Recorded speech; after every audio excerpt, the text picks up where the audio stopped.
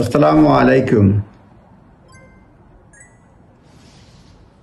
যারা ইলেকট্রিক কার কিনবেন তাদের জন্য সরকার পয়সা দিবে। Motorists will be given up to 3,750 to switch to electric cars. Ministers seek to lift demand to meet net zero target. অর্থাৎ grant দিবে আপ টু 3,750 পাউন্ড যারা ইলেকট্রিক ভেহিকেল কিনবে। Terms and condition applies.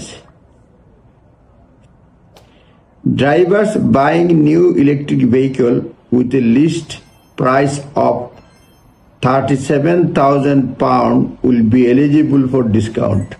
যারা list price £37,000 কার কিনবে তারা discount পাবে। Government set aside মানে সরকার আলাদা করে রাখছে 650 million pound for the grants. এই গ্রান্টসের জন্য which will not be mean tested, এগুলি মিন টেস্টেড হবে না, মিস টেস্টেড হবে না।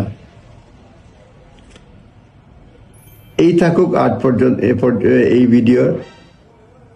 ধন্যবাদ।